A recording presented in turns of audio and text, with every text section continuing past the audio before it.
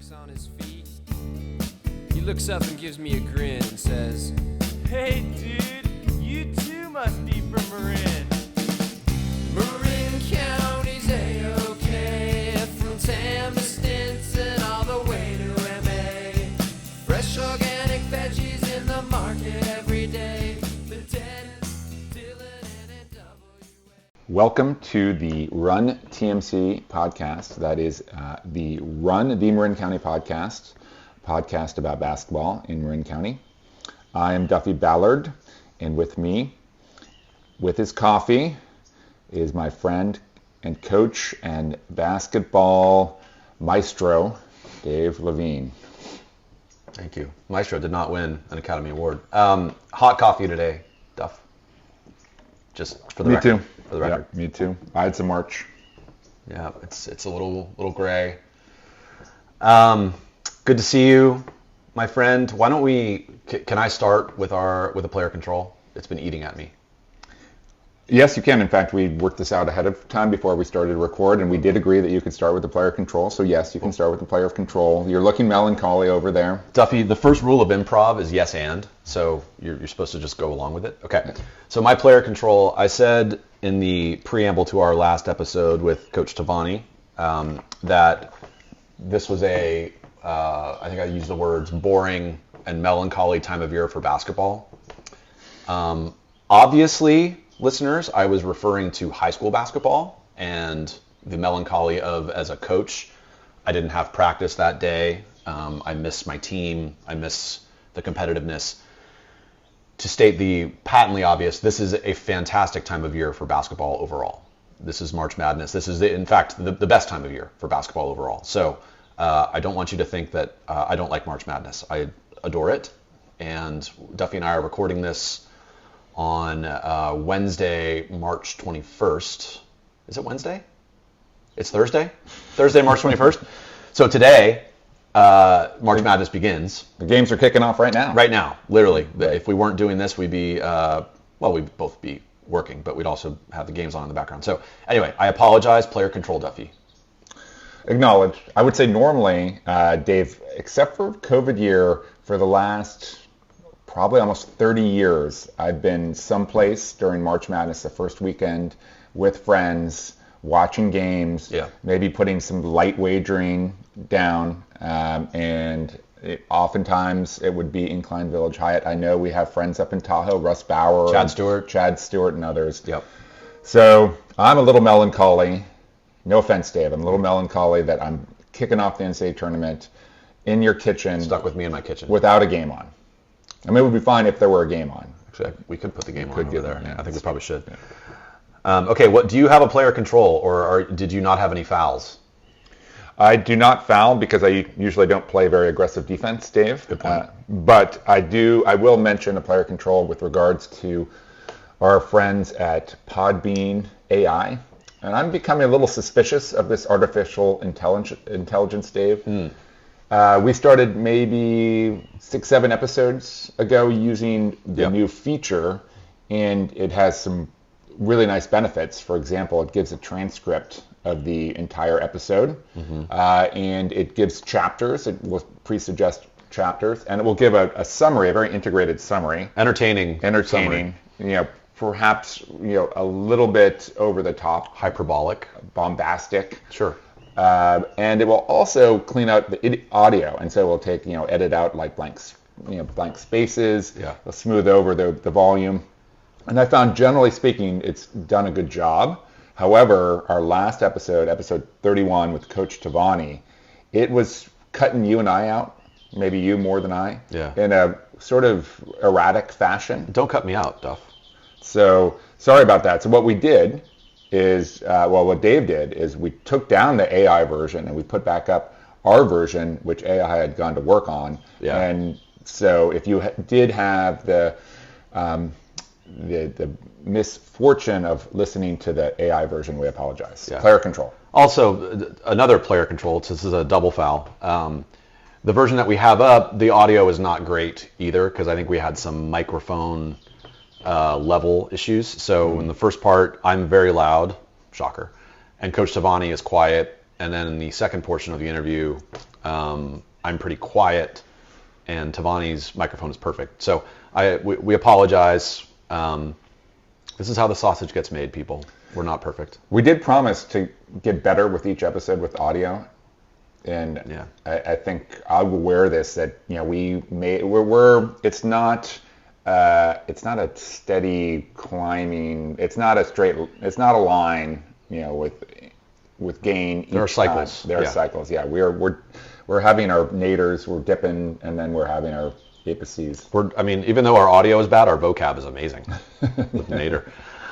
Okay, let's jump to the next thing. Let's move on from our fallacies. March Madness predictions.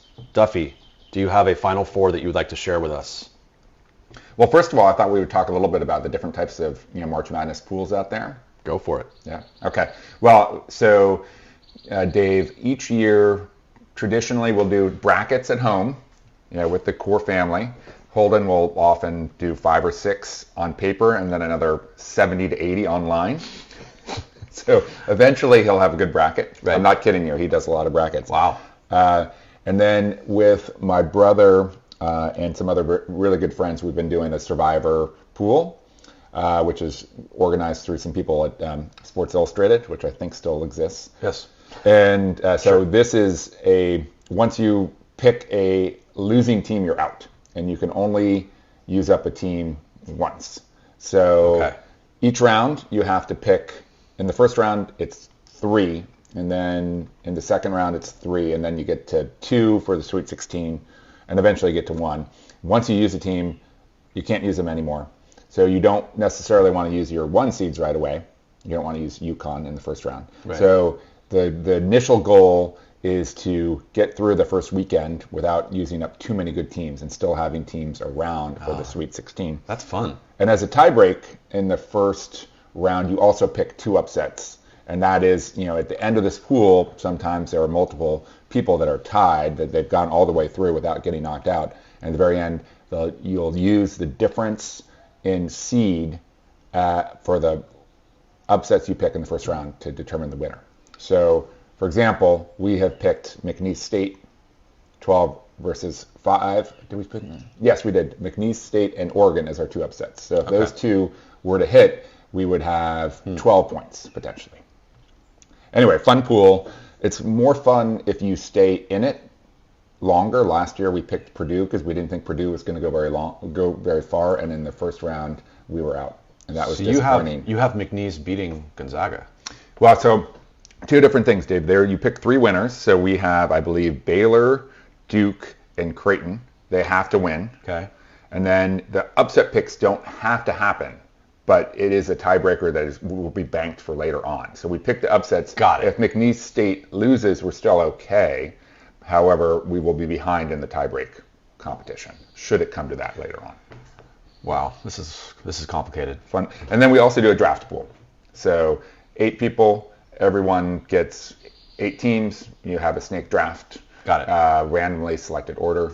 And that's fun. That usually goes on over email over several days. Cool. Yeah. Okay.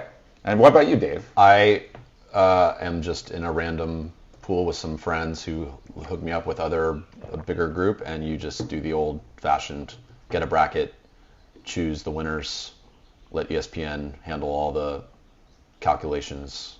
I never, ever, ever win because I fall in love with the upsets. Maybe this is the year, Duff. Okay.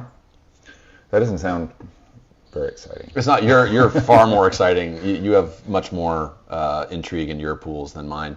Although I really like that idea of the survivor pool. That's cool. Slip me $10, you can be in. Okay. Well, Yeah. even Pretty big payout. I mean, you're talking about $100 buy-in, and I think the payout to the winner is in the tens of thousands. we do not condone gambling on this podcast. But we've never won. We have never won. Okay. All right. With all that said, what's your Final Four? Okay, I've got it written down here. Okay. I've got let's see, in Region 3, I've got USC. Region 2, I've got UCLA. This is a West Coast bias Final Four. Okay. Region 1, I've got South Carolina. And in Region 4, I've got Stanford. So Pac-12 is going out.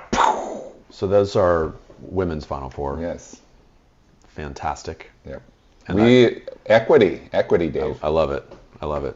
Do you have your men's Final Four? I have South Carolina beating USC in the final. Okay. Yeah. I think South Carolina is going to win on the women's side. I do have my men too. I do have hard not to pick UConn, although if there's a team that can beat them, I think Auburn. I think Auburn has a chance. Bruce Pearl can coach. And yeah, they've been playing really well. They got a lot of talent. So I think they can hang with them, but whether they'll win, hard to say. I've got UConn. I've got Alabama. My SEC picks kind of went deep in this bracket. I've got Tennessee, and I've got Marquette. I got UConn beating Tennessee. Okay, we're diametrically opposed here. So I've not done my women's bracket yet, but I can tell you right now, Stanford will win it, riding Cameron Brink to the finals. Okay, my Final Four: Iowa State. Did you see what Iowa State did to Houston? I did. I was on the bandwagon a little bit, although I'd never seen them play all year. And then I was reading about them. Really good record at home, but they really struggled on the road. So despite the win in the tournament, Houston a little banged up. I just wasn't convinced that they make a defense. Iowa State plays incredible half-court defense. Yes, they play good defense. Shout out to my friend Steve Lee, who I went to grad school with, who was from Iowa, went to Iowa State, and has been an Iowa State fan and apologist for years. And so he's turned me on to Iowa State, and they're great. So I have them, 2 seed. I do have them going to the Elite Eight right here. Okay, so good. Yeah. Good. I have Houston going. I believe in Kelvin Sampson as a coach. I have Purdue, Zach Edey, 7'4", best player in the country. And then here's my upset. You ready, Duff? Mm-hmm. The St. Mary's Gales will make the Final Four. Wow. The 5 seed. Randy Bennett's going to get it done this year. I would love that. I love watching that team. I actually have them losing to Grand Canyon, but that's maybe more sort of the reverse jinx. I'm hoping they get through. So my path for St. Mary's, by the way, this podcast is really going to age well. If people are listening to this like 2 years from now, just fast forward. I have Michigan State beating UNC in the second round because I think Tom Izzo is a very tough coach. I do too.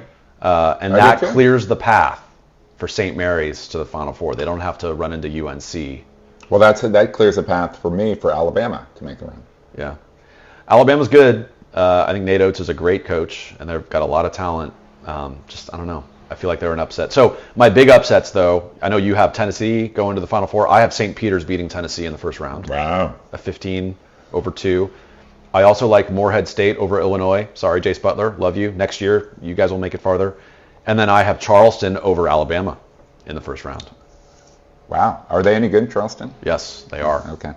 Let's see. I have Grand Canyon winning.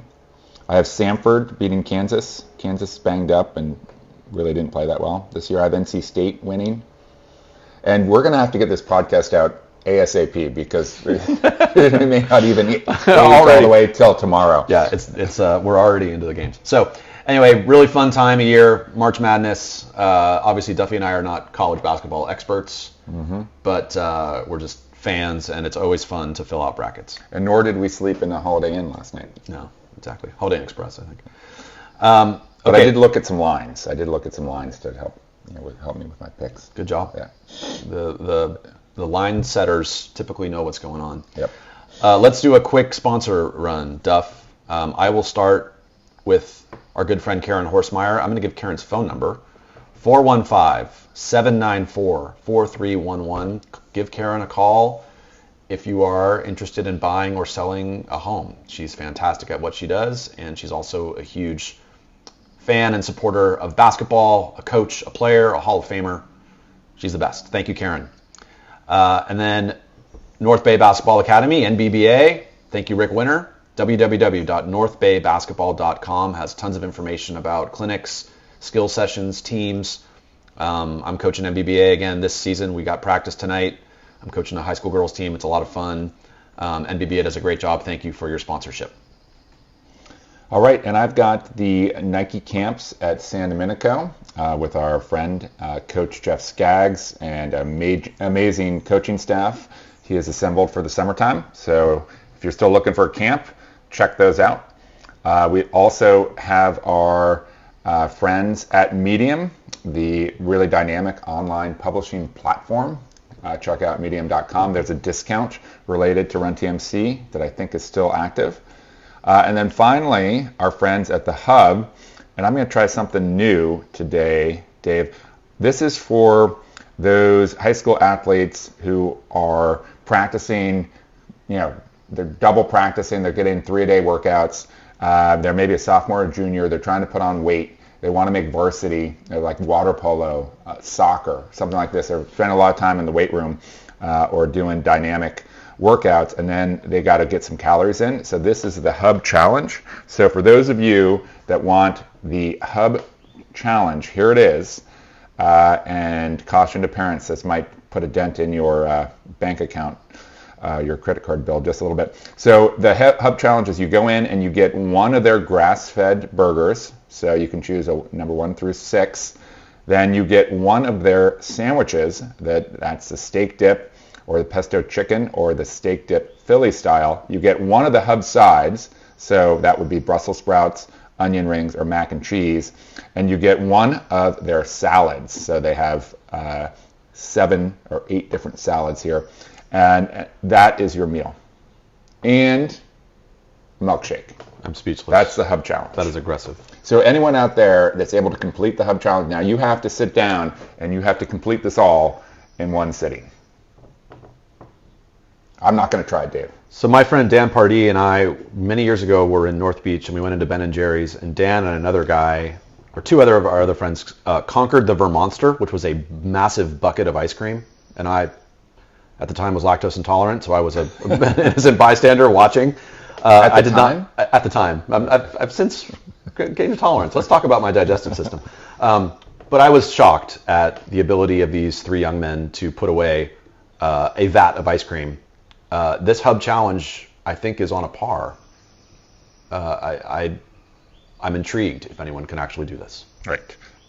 And we'll report back from Jerry or Rebecca, see if anyone tries. And maybe they'll put it up, on the menu board as, Run TMC endorsed Hub Challenge. I don't know if I want to endorse this. Duff, should we do glossary or should we skip? What do you think? Yeah, let's do glossary. You do it. Okay, I'll start with the Mikan drill. So this is a drill that I know a lot of coaches love this drill, including myself. It's good. Initially, when I first learned about the Mikan drill, I was like, it's for big guys. So Jerry Mack would do the Mikan drill. I'd see him at Tam High before a game doing the Mikan drill. Right. But over time, I've realized that this drill is for any player, anyone who wants to get better around the rim, improve their timing, improve their touch. It's named after George Mikan. George Mikan, correct. What can you tell me about George Mikan? Phenomenal NBA player from many, many years ago. Developed this drill. It's one of the first drills that I learned as a kid. So yeah, he has made every all-time NBA team that's been announced for they started doing that, 25 years ago. He was 6'10", center, won multiple MVPs, won multiple NBA championships. But interesting, Dave, he was not much of a basketball player when he went to DePaul, and Ray Meyer, legendary 40-year coach at DePaul, kind of found him, and together they developed this Mikan drill. And this 6'10", really awkward kid who had spent a year and a half in bed because of a broken leg when he was younger. Wow. Really awkward. He had big old goggles. Then they didn't really see tall people as basketball players because they were so clumsy and awkward.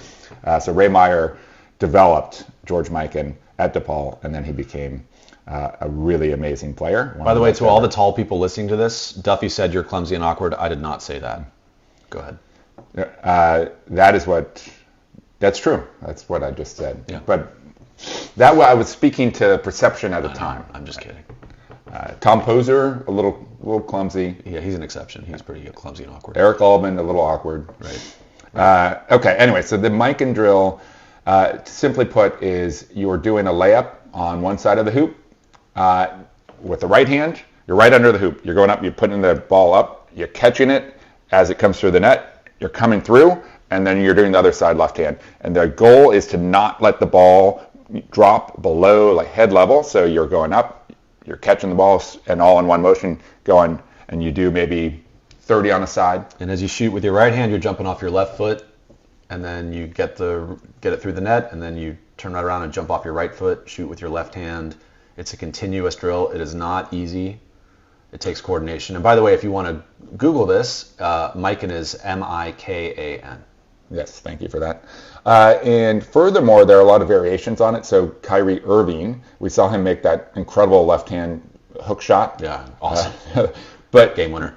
So one of the reasons he's been developed this skill to do that sort of shot, even though I think it was a little lucky, is he has his variation on the Mikan Drill, which is not just the left foot, right hand, right foot, left hand. He's got the left foot, left hand. He's got the right foot, right hand reverse. He's got all different variations of it. You can look it up online. It's about a 6-minute video.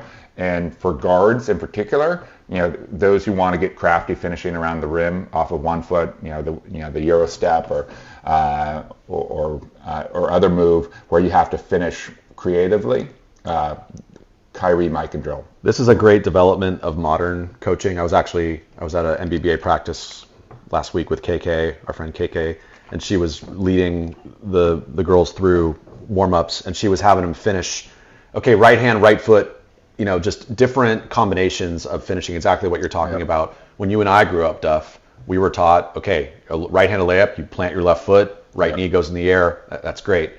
But in a game, sometimes you don't have the ability to do the perfect footwork, right? You got to figure out, improvise, be creative.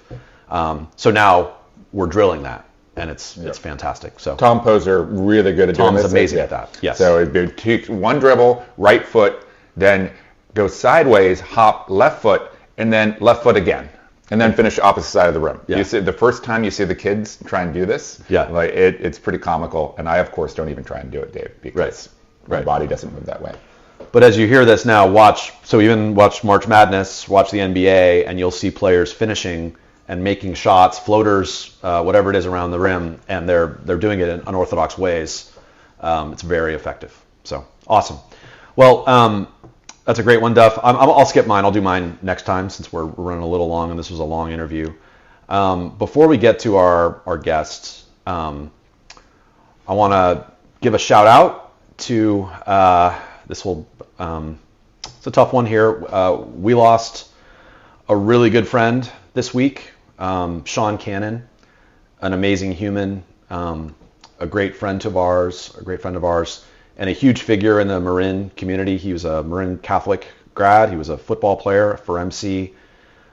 He's been a coach, a football coach, a baseball coach, a supporter of the basketball programs locally. He's a husband, he's a dad, he's a friend, and he was lost to a heart attack last week. And he was also, even though Duff, he was not a huge basketball player or fan, he listened to this podcast because he was our friend, and I would every now and then get a random text from him saying he was listening and keep going. And Sean is just an amazing human. So, and he would just show up, right? I mean, he would show up like at your state championship game last year, unannounced. So I was going through pictures as we're getting ready for his celebration of life, and I saw a picture. My San Domenico girls, we went to the state championship game last year, as you said, Duff. And Sean was on a business trip, and he changed his flight. He flew to Sacramento, drove to Golden One Center, and showed up and surprised me there. That's what he did. He did that for everybody. Huge loss. We love you, Sean. And he would come to our adult league games, join us for beers afterwards. Yes, exactly. Just really giving individual who gave a lot to the community in so many different ways. So. Yep. So hard one, but also a good reminder of tell people that you love them, and stay healthy and active, and just let's enjoy life, Duff. Yeah, and if someone looks like maybe they need to eat more vegetables, you can say to them, maybe you should eat some more vegetables. Yep, absolutely. As we were talking about just last night when we had dinner, and we were talking about Sean, Yeah. and just talking about how in middle age you can sort of make small adjustments to be a bit more healthy. One of them is, shout out to Angela Ballard who brought this up recently, to me is, and I knew this from some previous podcast listening, but eat your fiber, eat your green vegetables before you eat your fat and before you eat your sugar, in particular before you eat your sugar. Because if you get fiber in there, it slows down the insulin response, and then you don't have that wacky sort of insulin out of control. Insulin out of control leads to fat and weight gain, which leads to cardiovascular risk, which leads to people dying before they should. That's a great point. And then let's also give a shout out to our good friend Johnny Kearns, who is awaiting surgery. Johnny is a contributor to this podcast. He's one of our, I'd say, top 5 most enthusiastic listeners and supporters. We love you, Johnny. So we're thinking about you, and everybody keep Johnny in your thoughts. But he'll be fine. He'll get through this, and then he'll be back patrolling the sidelines as a correspondent for us next year. Yeah, he's been having a little ups and downs with his stay in the hospital. So seems like he's in good spirits, but we're definitely thinking about him. Yep. Okay. So let's move on to this interview. This one was really fun. This was part 2 with Jonas Honick, and after we had our first interview with Honick here in my kitchen, as we were wrapping up, we said, you know what, we got so many more things to talk about with Coach, and he'd only gone through like 2 pages out of his notebook. Out of his multiple notepads. So we sat down with him again. The second time was at Duffy's house. And I think this one was great, and I think this one is really kind of perfect for this time of year. We're through the high school season, because we talk more just in general, kind of broader step back, the state of the game, lessons learned from his 40 plus years of coaching, just his perspective on different coaching strategies. I thought it was a really fun discussion, Duff. Agreed. Yeah, we talked about preparation, we talked about flexibility, talked about partnerships with players and developing styles together, players owning it, but the coach can be a partner in the development. And we talked about shoelaces. We did talk about shoelaces. We'll get to that. But this was a fun one. Give it a listen. And thanks to everybody for your support and for listening to us. We'll keep it going here. Through the off season. Yeah, and thanks to our sponsors again, Medium, NBBA, Karen Horstmeyer, Nike San Domenico Camps, and the Hub. And Dave, I'm going to propose no outro on this. Let's just. So this is it. This is us talking with Coach Honick, and then Luke Esterkin taking us away. Thank you for listening, and enjoy your March Madness. Bye-bye. Let the mayhem begin. All right, here we are. We're back with our friend Jonas Honick. Thanks, Coach.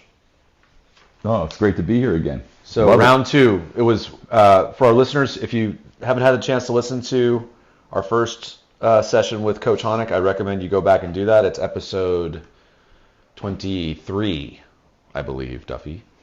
It's in the 20s for sure. Yeah. I think it's 23. But I'm distracted by my first question. Is this the same notebook you had last interview, or is it a new notebook? That's a good question. So it's a combination of 2. I have some new notes and some old notes. He's got 2 notebooks with him. Yeah, right, wow. Exactly. Old school. It's all about preparation and performance, right? I don't want to start with the first 2 words up. Yeah, don't bury the lead, Coach. So, Coach, we won't give Coach Honick's background. Go listen to the other episode, but he's one of the best to ever do it. And we had so much fun talking to him, and we had so many things that we didn't cover. So we thought, let's go round 2. So, Coach, to start, a lot of places we could go here, but I thought it'd be great to start with, why don't you start with what you wanted to talk about? Okay, so I thought it would be, this forum gives me an opportunity to sort of drop some information out there on, just sort of general ideas about coaching and trying to build a successful program. And hopefully that there's some universal truths in what I'm saying. At the same time, you can tailor it for, whatever level you're coaching at and whatever community you're coaching in, right? because I think there's some overlap there for sure. So like, what does it take to be a successful coach today? Yeah. And I think what I wrote down, I have a list of things. I think the first thing I wrote down was, and I may have mentioned this last time, and it was one of the first clinics that I went to. Al McGuire was there. He talked about the 6 Ps, and it's about, good preparation leads to good performance. He used different language. Of course, it was Al McGuire, and he was a little bit more colorful than that. Yes. But I think that's right, and I think, it's a broad enough statement that you can bring a lot under that idea of like, what is really good preparation, right? And how, Right. and you as a coach then have to figure out, okay, exactly, what is that? What does that mean? Does that mean individual preparation? Does that mean the coaches need to be prepared? Does that mean that your practices have to be well prepared? You have to be well prepared and scout your opponents. But preparation, if you don't prepare well, you shouldn't be surprised, to put it negative, I hate to do that, Yeah. right? That your performance will be poor. Right. At the same time, that if you do put in the work and the preparation, however you define that, which is up to you and your personality and your team, then you should see some positive results over time, on the floor during games and stuff like that. Right. It could be individual improvement, it could be team improvement, it could be you as a coach improvement.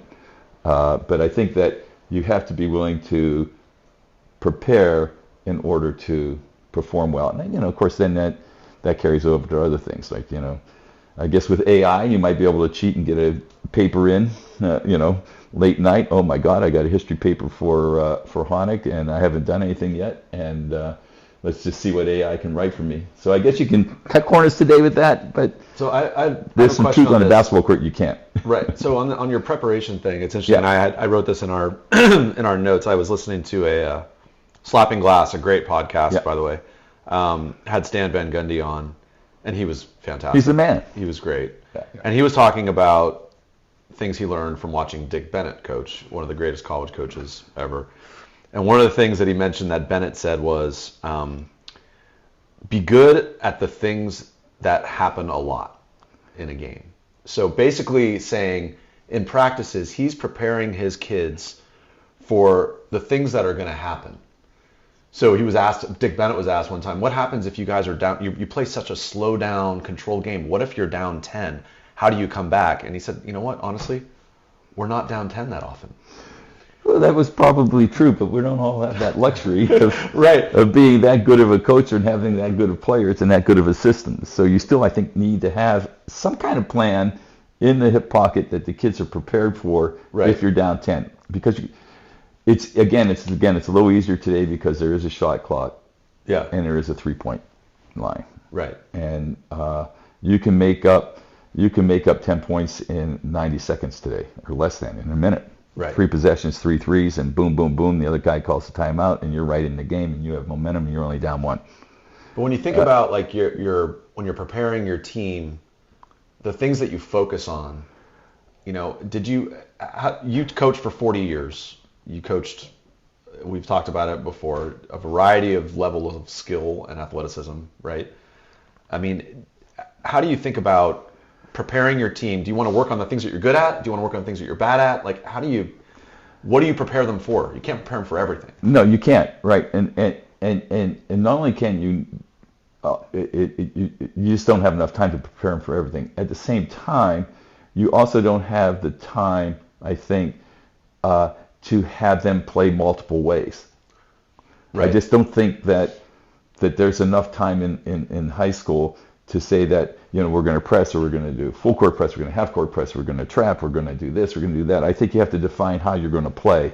Yeah. Right? And sort of believe in it and stick to it, because, you might be able to get away with a couple possessions, not, changing defenses and trying to trick the other team. But, the truth is, you're probably not going to beat a good team that way. So it depends on what your goal is. Right. I think that, I think you have to sort of be very clear that this is how we want to play, and Dick Bennett was. Yes. Right? And sort of like be really good at what what you do out on the court and how you play. I think that's really important. So like if you're going to be, wait, I'm sorry. Oh, well, no, just Yeah. one. I was just going to ask, when did you define that as a coach? Like at the beginning of the season, going into the season, or did you wait to see how your team was developing before you're like, oh, well, we're going to be a slow down, run the shot clock, man-to-man defense? Or did you already have your philosophy and you were going to bend the philosophy around your players? So that's a good question. I think that's right. So I wrote down something about that. That one of the things you have to be as a coach is flexible, and I think the flexibility is determined by your players, Right. and the talent and skill level that your players have. I mean, obviously, if you don't have a big man, but you have a lot of skilled players, then you just have to spread out the court and go 5 out and do your best offensively and defensively. You're just going to have to sort of figure out ways of putting pressure on the ball and gang rebounding and people don't post up much anyhow today. So like you can get away with going small. Absolutely. And so maybe you play a little faster. And I think you have to be flexible that way. I think your talent level should dictate somewhat, but you still have a general idea. Like even if no matter what your talent level is, if you want to say that we're going to be a good man-to-man defensive team, right, then you practice, Right. being good individually and team-wise defensively, and I think you need to do that every day, right? If no matter if you're going to play fast or play slow, you want to be a team. You want to define your team as that we take care of the ball, Right. And so even if you play fast, you still have to be able to take care of the ball, because we're going to be known as a team that take care of the ball. We're going to be known as a team that's going to make the extra pass. We're going to be known as a team that's going to be unselfish, let's say. And then you mold everything else, the details around these general ideas. Right. Do you think that over time you became more flexible? So let's think about like taking care of the ball, right? Obviously critically important. We want to minimize turnovers, but you also, I assume, you don't want your kids to play scared. 100%. You want them to attack, to be aggressive.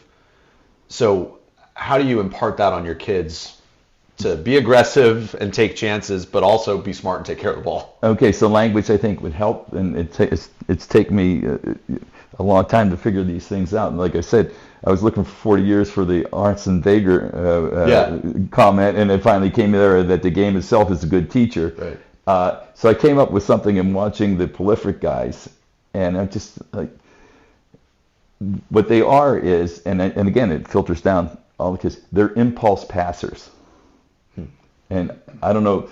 That's how I define it. So in other words, you see, it's like going into Baskin Robbins, and there's all these flavors out there, and the first one you see, I'm going to take that.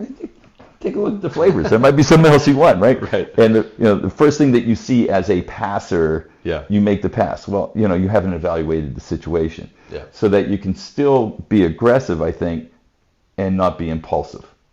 And so that's how I've been trying to define it nowadays. Yeah. And because I'm sure you guys see it all the time. Somebody just comes in, just throws pass like. Yeah. What did they see? What were you were they thinking? Right, and they didn't see, and they didn't think it was an impulsive move. Right. So that if you can temper the number of impulsive passes or decisions, right, and allow them to still feel empowered, and that's another thing I wrote down, is that we have to figure out a way to empower players to feel confident in making decisions out on the court, and that takes a lot of trust both ways. Yeah. How do you do that? Does that come from the drills that you choose in practice? Does that come from reps in the game? So I think it comes from multiple places. I think certainly drills help. Yeah. Right. Well, I think even step back. Let's zoom out here. I think first of all, I think as a coach you have to realize that, and this is a massive change from the old days, right? I mean, if you went to college back in the old days, and college coaches were system coaches. Yeah. There were a lot of those guys. There's still some left over. Sure. Right? It's my way or the highway, and I'm a systems coach, and I own your game. Bobby Knight. Try doing that. He's not alone. Right. Fixed mindset versus growth mindset, right? Yeah. Right. And here's the truth. you don't own a player's game. Yeah. The player owns his or her game based on, who they are, their personality, their skill set, and they want to have ownership of it. And you're sort of like in a partnership with the player now. And the partnership has to be built, the trust has to be sort of like, okay, you have to trust me as the coach that I don't want to own your game and I don't want to completely alter your game. What I want to do is polish your game. Right. Right? And that's a selling point. Like, Duff, here's my vision. You may just only see yourself as a catch and shoot guy, but I think you can do more. Right? I can. Right? Even though that's a slow down, coach. That's a little. We don't want Duffy going off the rest. I'm back in the day. Okay. Right now, he's just a catch and shoot guy. I get that. And once in a while, he'll surprise you by putting the ball on the ground and getting to the rim, and everybody go, "What happened to Duff? Man, you got a good night's sleep last night." Simon thought I passed the ball. Right? So I mean, and so then.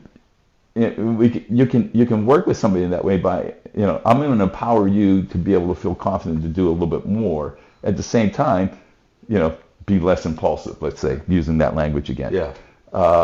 And that I don't own your game, but at the same time, like, how am I going to get your game to blend in with a lot of different other personalities out there? Yeah.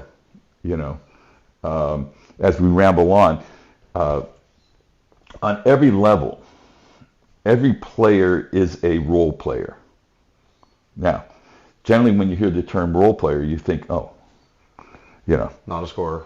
Right, not that right. Okay, now I need good role players. I need a guy like David Levine. Why do I need a guy like David Levine?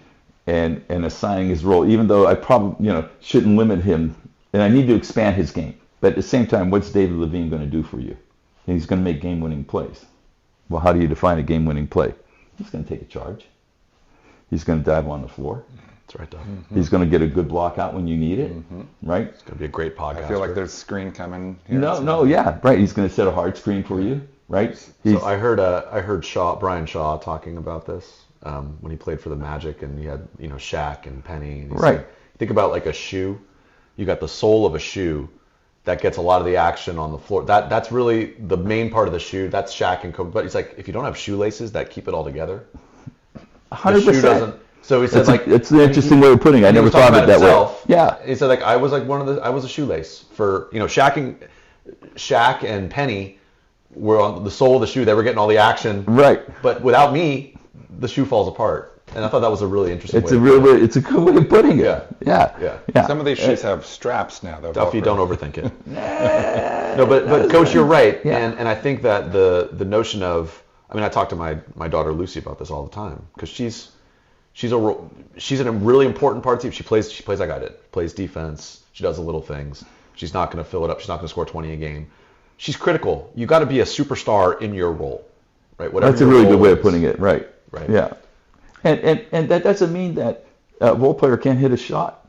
Right. A role player, you want to empower that guy to say, you're open in the corner, feel confident. You got to bury that baby, because that's who you are. Yeah. Right. And again, it's taken me a long time to sort of figure these things out. I don't know.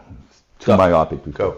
Well, yeah, I was thinking about this question because, in a pickup game, when you play pickup long enough and it's game point and you have like a mixed crowd and you're like, all right, in this moment, I need to choose if I'm going to give the ball up, if I'm doubled, if I don't have a shot, who am I passing to and what are they going to do with the ball?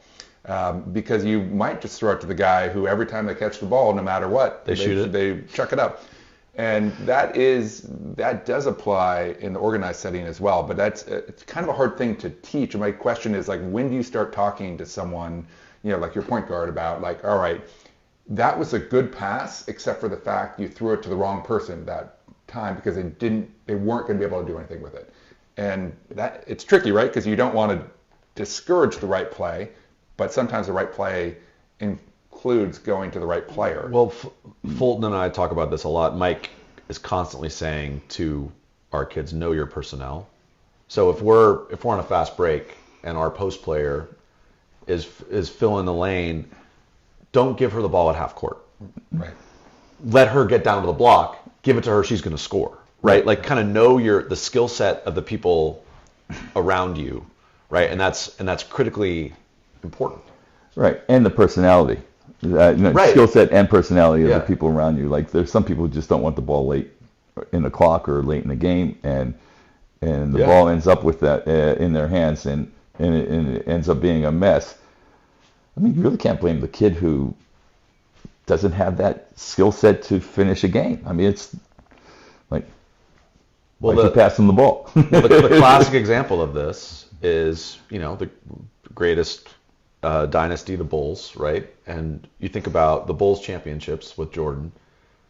John Paxson hits a game winner because Jordan, everybody's keying on Jordan. He dishes the ball to Paxson, a role player, makes a shot. Steve Kerr makes, one of the biggest shots in NBA history to win. Right. To win. And that was Jordan having trust in his guys and his role players and knowing I kick it out to Steve, Steve's going to knock down that 17-footer, right? Still the most accurate three-point shooter in the game, right? Right, but close to it. Right, absolutely. But Phil probably in the timeout probably didn't Yeah. draw up the play for Steve. No, of course not. No, because Phil wants to keep his job. But there's also all sorts of vetting that had gone on before those moments with both Phil and Michael. Like these are the guys that we can put out there. Yes, that's right. a good point. Yeah, right. I mean, that was very purposeful, I would imagine. Steve Kerr got put in those pressure situations in practice, had to make him in practice. Yeah. And if he hadn't, he wouldn't have been out there. Totally. Right. So, Coach, when you talk about like running a successful high school Yeah. program, like we were talking before we recorded about some of the lessons learned, right, that you had over years. So, I mean, I like the stuff that you're hitting on, preparation, hit on other stuff, Yeah. but also I'm curious, like kind of in hindsight, what mistakes do you think you made? Kind of what are your lessons learned? Okay, we could jump to that. Or no, I don't want to. I think no. So I was going to say that I think that it's important to understand, and I kind of understood it, but I didn't. That I'm not going to talk about shoes now, but let's talk about a blank canvas. Okay, that's another good metaphor. Yeah, right. And that every game is a blank canvas, and that as the person that is sort of like in charge of that canvas, you have a certain vision of how the game is supposed to go. But the reality of it is, how many times does it really go the way that you have this sort of vision that, okay, this is the picture that I see that's going to be painted at the end, so that you can't get frustrated as a coach and upset if the vision of this painting that you have on this blank canvas doesn't end up going the way you want. I mean, there's just so many variables. Your best player can get foul trouble. You could have an injury. Yep. The other team can go down and knock down 3 or 4 threes in a row, and you're down 12-2, right? And then you just have to change. So that every painting is different, right? And that win or lose, you got to sort of like accept that the painting, even though it's kind of like ugly. Let's say it's an ugly win, whatever that means, right? Like, it's still a nice painting. It's a pretty good painting. It's still a beautiful painting. And you have to accept that we didn't play exactly the way I wanted to play tonight, or we didn't play as hard as we wanted to, or the other team did things that we weren't prepared for, and that's on me, or whatever it might be. Yeah. But it's still a painting to be valued, and that you have to sort of accept that. And then don't let anybody sort of destroy the painting as it's happening, because we have a tendency somebody to switching again, like somebody's making a nice little sand castle and some bully comes up and kicks. Yeah, right. It's like, no, don't mess up the painting, don't mess up the sand castle. Like, let it stand as it is, and then sort of accept that. So I think that's probably one lesson that I learned. Not all paintings can be sold to MoMA, but there's a place for them on the wall at home, right? There is. That is for sure. And then every now and then you are going to have a perfect game. Yeah. And sometimes it does happen. Yeah. I mean, the first North Coast section that Branson won was in 1987, and I'll be honest with you, I think we played a perfect game against Mendocino. They were defending NCS champ. Yeah, Chris Green. Yeah. And we couldn't have played better. Yeah. Maybe, actually, we couldn't have played better. Like, everything that we did that year to prepare for that game, and it happened. But that's one game, and how many? right? How do you handle, so in the times where it's not perfect, right? So let's say you got this great game plan, you've scouted them, you're ready to go, you know what to do, and then your kids just aren't doing what you wanted them to do, and it's the first quarter and you're down. How do you handle that? Are you calm and say, okay, we're fine, or like? I think it depends on the opponent. If you're playing a really quality opponent, I remember we were playing University, and I think we ended up winning the game. And I don't know if this was right around your time, but we were down 7-0 at halftime at home, or at the end of the first quarter at home. The bad news is that we didn't score a point. The good news is that we're only down 7-0. Yeah, right. We're in it. You're in it, right? Yeah. And so now, if it's against MA, then you're going ballistic. I'm kidding. For sure. Not really. No, not really. I guess the point is though that you have to accept the reality that's in front of you. Yeah, your team's not playing well. The other team's playing really well. And you just keep making adjustments until you find something. Right. When Vic was a senior and Peyton is a junior and Quentin played and Jacobson and those guys, Aiden, early in the game against Redwood in the MCAL finals, we were down 15 or so, and they came out smoking. They played harder. They were making everything. They were just better prepared for the start of that game. And of course, it's a road game too, right? Because you're playing at Redwood. And so there's a lot of energy against us. And we just it took some time for us to right the ship. And, at halftime, we made some more adjustments. And it took us literally to the fourth quarter to dig out of that hole. So we had to, we had to sort of make up 15 points over the course of, the last, 20 minutes or so. And, and we did. We were up 4 with a couple seconds left. So we made up that. And great game, I remember. Yeah, and guys made a couple shots, and Vic came to life, and other guys stepped up, and it just took time. Yeah. And I think again that was an important game, and so I think in important games I probably was usually a little better in terms of understanding the reality of the situation, and let's sort of work our way through this, because it's not, again, there's your painting. You have this vision. You don't have the vision to be down 15 MCAL final, right? First half, right? Like you just don't. Yep. But you stuck with your plan in that game? We kind of did. Yeah. You didn't make it dramatic. You didn't overcorrect, which I think is definitely, that's a risk, right? You get someone hits 3 3-pointers right off the bat, and suddenly you go to zone. But they're not going to keep hitting. There's regression to the mean. They're going to miss at some point. So sometimes you don't need to change strategy. Yeah, and especially that late in the season, you have to sort of believe in who you are and what you've done all year, and that believe that over time, that even though it's a short game in high school, you still have time to sort of stick to what you do and do well. As Bennett said. As an aside, our blank canvas was always, let's get down by 20 points so that we can start to get some energy going. That's when you guys got interested. Then we reference, Electronics Relentless, and then we go. Yeah. No, but I know. I saw that. Yeah, God. Well, there were a couple times. Nice if you could have won that game. Were a couple times where Duffy's scrappy AW squad were down 20 in the third quarter and came back to win. I mean, that's 24. That's stressful. Yeah, no, I saw that too. I saw. Yeah. They're really good at getting down by large deficits. Yeah. All right, Coach. I don't want to jump ahead. But let's close the loop. Any other kind of final mistakes you made, lessons learned that you want to talk about? Yeah. Okay. So. Going to page 11 here. Yeah, let's go to page 11. Exactly. So.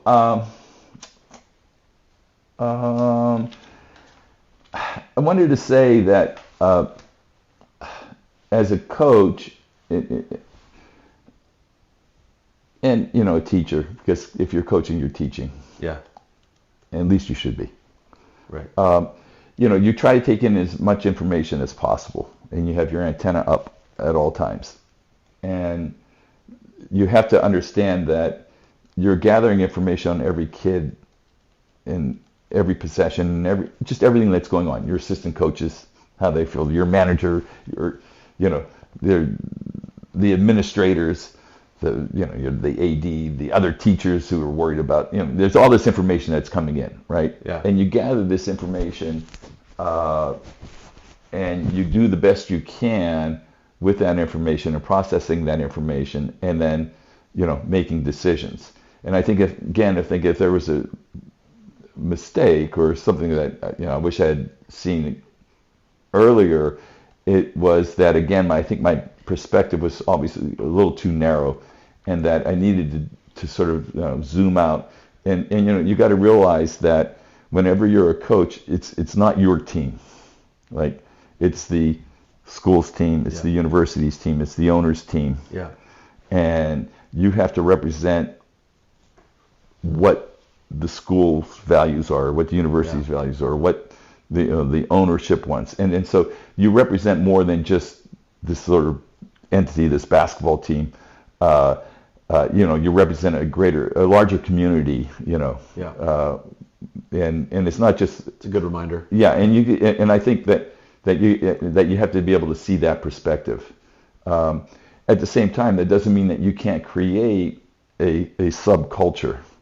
Now, what do I mean by that? That you accept the values of wherever you're coaching, right? Of that school, or even the community, because there's certain values in Marin County as well, and in California, and then you just in the United States. You bring up, there's certain values, right? At the same time, you can create a subculture that sticks to and adheres to those values. At the same time, that your team then can sort of build on those, or be just slightly different without going counter to what the bigger picture is for that community. I don't know if does that absolutely that makes sense. That does make sense, and it's a really good reminder. Right. Yeah, I mean, so Oliver McNally and I have had some discussions about Harvard basketball, obviously. Yeah. And Harvard's like a massive entity, right? And you can fall into the trap of buying into this massive entity of Harvard. But if you do that, then you're probably not going to have success. And I think that why the programs that have success at Harvard have a subculture. Like, okay, yeah, we're Harvard. We accept what Harvard's all about. At the same time, we're Harvard basketball, and this is what Harvard basketball represents within this greater community.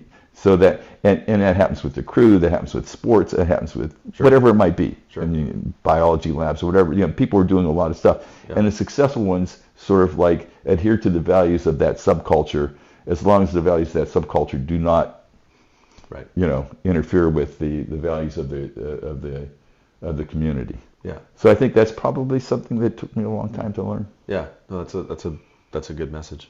Yeah. All right, Coach. Let's talk about the state of the game. Okay.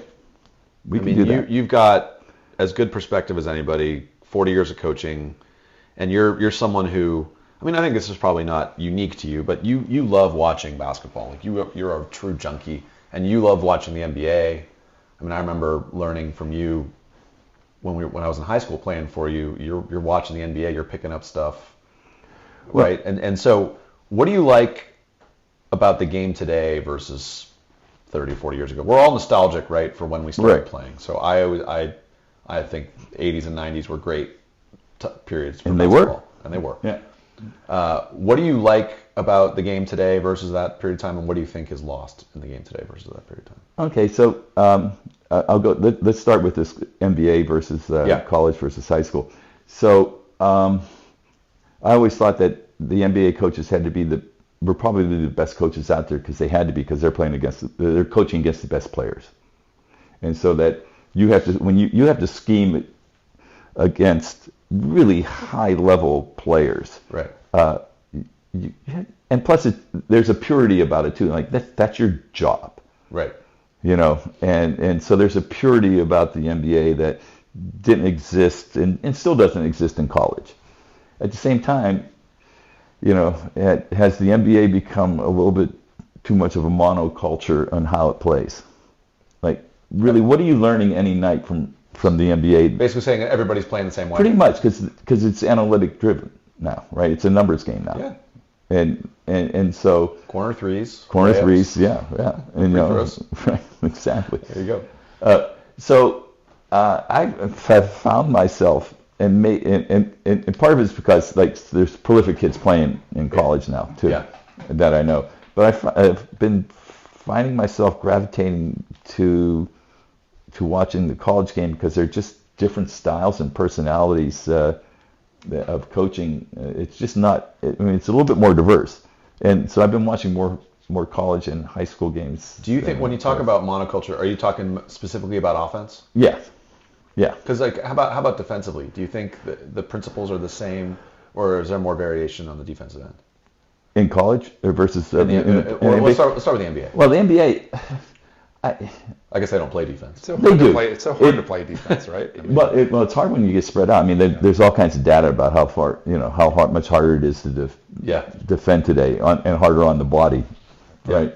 But I don't know if I buy into that.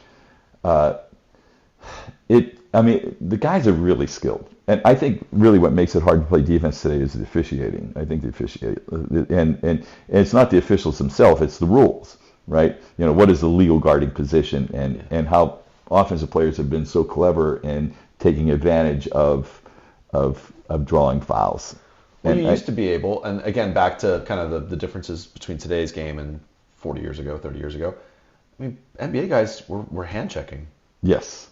And you could actually direct a person. You could. I mean, your hands. The defensive guys, their hands were all over. I mean, Isaiah Thomas's hands were all over Magic, right? Yeah. I mean, and that's not legal today. You can't do that. No. At the same time, you've got to allow a guy to defend a little bit. I mean, exactly. But I don't know what if it was Iverson or what kind of changed that, but it just seems harder to play defense today in the NBA than it was. Well, it's intentional. They want games that are in the 120s as opposed to in the 80s, right? Yeah. Yeah, I mean, watching the game in the at the same time, right? I sent a text to this guy Johnny Simerson who played for me in the 80s, and I said the bad news is the Lakers gave up 74 points in a half, and he goes, they stink. And I said, the good news is that they scored 87. Yeah, exactly. In a half. That was a Knicks game. Yeah, that was a Pat Riley Knicks game. That was a Pat Riley Knicks game in the 80s. Exactly, a full game. Full game. Yeah, exactly. So we need something maybe somewhere in between. Yeah. 87 points is a lot of points in a half. I mean, let's just be honest. And I know the Lakers made everything that night, but still, in the first half. So I think that's just a little absurd. At the same, and let's put it this way: I mean, teams are trying to figure out, they're trying to figure out coverages, right. and they're blown coverages all the time, and so I think there's a lot of that going on. I mean, the Warriors are playing better defense now with Draymond and a few other. Yeah. There's just a little bit more commitment there. I mean, if you look at their numbers, I think in the last month, I guess, since Draymond's been back, they've been better. But there's a bigger commitment to it, right? You can't just show up and try to outscore people. They have to play a complete game. Yeah. And when the Warriors were really good, they were also pretty good defensively. Yeah. And there were one or two, right, three, during that sort of dynastic run. Right. I mean, Clay was an elite defender at that time. Iggy was an elite defender. Draymond, elite defender. So three of those guys out there. So you're starting to get into in the college game there's more variation. I think so, and I think you can steal stuff probably more now of college guys than you can pro guys. Yeah, no, I think. I agree. I think it's. I mean, and this is where social media is fantastic, right? Where Instagram, Twitter, 100%. So they break down all these different actions, and I mean, I'm constantly sending stuff to Fulton. We should do this. This is a great. Well, that's the problem is there's an overload of information. It's too much. Yeah. Right. Yeah. I mean, I was watching. I was at the Redwood Colfax girls NorCal game last night, and Colfax, really good, well-coached team. I swear they had and a long history of being good. Always good. Yeah. And I swear they had 25 sets. Like every time down the floor, their coach was calling out a different set. And it's like that's great, but that's got to be hard on those kids. Like that's almost overload, right? I would agree. Yeah. With that you again. So then the question I would ask if I were the coach, right, to myself is, am I showing all these different sets for me, right, or am I showing it and doing it for the team? Like, what is that? What's the message that I want to send by running all these different sets? I mean, of course, as a coach, you have your ego in it. At the same time, I mean, that does seem a little excessive, and people are going to be talking about you, saying, "Boy, this coach does a lot." Right. Do you need 25 sets? Do you need 10 out of bounds plays? Right. Do you need all that stuff? You're right. Sometimes it's the coach just nerding out on it, loving this stuff. That's great. But what's most effective for your kids? Go ahead, Duff. Well, question, like, as we, had a huge playlist by the end of the year because we started with a scheme. It didn't really seem to fit our personnel, so we redid the scheme, and then the scheme was for our best player, but everyone else developed so that we then changed the scheme again to have a more integrated approach. And at one point I was like, clearly we have too many plays. Like, we need to cut it down. Yep. But then I also was thinking, how much did the iteration of our playbook actually help the team develop? And even though we're not running the plays at the end of the year, did the fact that we put them in and drilled them, did that actually help develop the team? And I don't know what the answer is. I don't know if you just put them out there and play, you get to the same point, or whether the plays actually helped. I don't know if you've experienced that before. Yeah, of course. So I think what happens is that you start out with a certain set of plays and you find out what kind of works and what doesn't work as you get to learn your personnel more, and as you modify and you adjust, and maybe we need more quick hitters, so you apply two or three more quick hitters because you got a really good shooter that you need to get some shots for, or something like that, or one or two ISOs on the block. That maybe your best post-up person is your point guard. Seriously. Yeah, right? yeah. And like Jace. Yeah. And so that you have to figure, a 5-down play or something like whatever you want to call it. I don't know, and go from there. So no, I don't think you still at the end are running 6-7 plays maybe, even though you put in a whole bunch. Right. Yeah. Did you find, Coach, you were always amazing at winning close games? You're really good at it. And down the stretch, when you need a bucket and it's your ball, we were just talking about the Branson Clovis game. They were down 1 with 8 seconds left. Like, you find yourself in those situations. Do you find you had more success when you had practiced those plays at the end, or did you have success with just, all right, timeout, you draw up something that the kids have never seen, but they just figured it out and ran it? Yeah, I think that we would never have success if I just sort of drew up something that you hadn't practiced. Okay.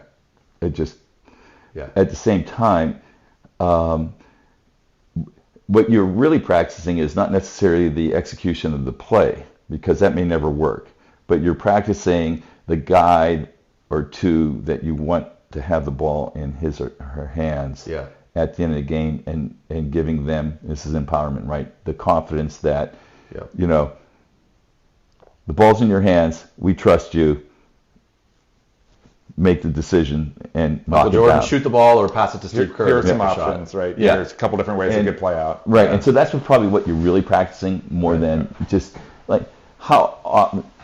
Again, I can count probably on one hand the number of times where we actually executed a play down the stretch and got a bucket. One of them was that sideline out of bounds play against Modesto Christian. Yeah. Right, and we had practiced that and San Antonio. Right, and right, as I told you, but the whole point was that when we called timeout, I said, "What are we running?" And the guys all knew. Right. So that was rehearsed, right, and it actually worked. Yeah. But what would have happened? They had a foul to give. Right. And they didn't take it. Right. And so what would have happened? Like, what's my next option if they'd taken a foul there? What's your counter? Yeah, and I don't know if I had one. Yeah. Honestly, I think one of the arts of that was you always seem to have a timeout or two at your disposal. I mean, I think that's really important. And you see some coaches where, okay, maybe it's a playoff game and there's a late run and they're using timeouts to stop the momentum and stuff, and then, oh crap, we're out of timeouts. Right. Well, I think the one timeout that I have a real problem with is what I used to call the Ben Holland timeout. You're on off. I'm Ben Holland's team, right? Yeah. And I just gone on a 6-0 run, and then I call timeout. Right. It's like, no, or an 8-0 run. Like, let the other guy call timeout. Save your timeout. Like, right. What is the purpose of calling a timeout when you are the team that's on a run? When you've got the momentum. Yeah, I see that all the time, and I'm programmed differently. Was this UCLA, Ben Holland? Yes. Yeah. Okay. Yeah. Although you did the same thing at Pitt too. Yeah, right. Yeah. But we used to make fun of him. It's like, the guy took the Ben Holland timeout. It's like, why are you doing that? Why draw that attention on you as a coach? Oh, that's a good timeout. No, it's a horrible timeout. At least in my opinion, right? Yeah. And what adjustment is he making, right? Right. And the thing is that you may need that timeout, as you're saying, especially now. There's only you can only get a handful now, right? You get five. 4 or 5, yeah, five for the game. Yeah. You get 2 30s and 3 fulls in a game. Yeah. That's it. It's not a lot. You need to save them. And the other thing is that I don't understand in college, in the last minute for sure, like you don't need to call timeout after you score because the clock stops. Yeah. Or you don't need to call timeout after a foul shot, after you've shot a foul shot. Just sub in. Right. Right. You don't need to waste it. Yeah, you don't need it. Yeah, you might need that, later. The NBA coaches are really good at saving their timeouts. Yes. Yeah. I mean, that's one thing you can learn from them. There's an art to that. I mean, there really is. To be fair, they get a lot of reps. They get 82 games a year to figure this 100%. Figure this out. Yes, they do. One interesting aspect I was thinking about you the other day, again watching that Branson game, the new rules on free throws and fouls. Now 5 fouls a quarter. So Branson doesn't score. They're down 1. Clovis has the ball. There's 2-something seconds left. Obviously, you want to foul, put them on the line, give yourself a chance. Branson had 1 team foul in the 4th quarter. So now all of a sudden, you've got to commit 4 fouls in 2 seconds to get them to the line. Not going to happen. You can't do it. But I'll be honest with you, I actually like the new rule change. Okay, and that's fine. I also hate the one-on-one. You hate one-on-one? I hate it. I think it's unfair to a kid. I really do. I mean, a high school kid, 15-year-old, hostile gym, and has to make one out of, has to make the first one to get the second one. And why? I think that's fine. I respect your call. But so I was talking to Tony Butler about this last night because we were watching the Redwood game together, and he was saying that sometimes he'll tell his team if they're down and there's 4 minutes left, start fouling, pick up a couple fouls. Well, Mike Saya did that all the time. And I think it's really smart. But only if you're down, right? Only if you're down, right? We were talking about this last night, Duff. Like, if you're up, obviously you don't want to do that because it's nice to have some fouls to give if you're up. Right. But so you got to. It's a coaching challenge, but there's this new rule because usually in the old days, like last year, end of the game, you're close to the bonus. Yeah, you are. Right, because it's 7 fouls in a half. By the time you're a minute left in the 4th quarter, you've probably committed some fouls, right? So it's a new wrinkle in today's game. Yeah, but Mike Sy used to do that all the time. If they were down with like 4 minutes to go, he'd put in a couple subs and pick up some fouls. They get right to 6. Okay. So they went from maybe 2 to 6 in a matter of 15 seconds. So he has that in his hip pocket then. Yeah. If he needs it down the road, rather than 30 seconds left and all of a sudden you have to commit 4 fouls and you're. Yeah. So it was a really good strategy on his part. Yeah. I could see it the other way though. I mean, in our last game, we 2 minutes to go, we only had 1 foul, and then we told our guys just go for the steal. If you end up fouling, you end up fouling. But so we got a couple steals because we played more aggressively. Fouls weren't called, and then the fouls did start to add up eventually, and then they're at the line. Yeah. We were too far down for it to matter really, but because we had fouls to actually give, we could play a little bit more. You could play aggressive. Yeah, and I think that's smart. Yeah. That was a smart play. Yeah. Coach, what coaches and players do you like to watch these days? That's a really good question. And I was thinking about it because you asked me that, and I don't know if it's coaches as much as sort of teams maybe, Yeah. and I don't know if I have an answer. I think sort of I've become more of an omnivore when it comes to That's great. watching teams play, because Your equal opportunity. yeah, I think so now.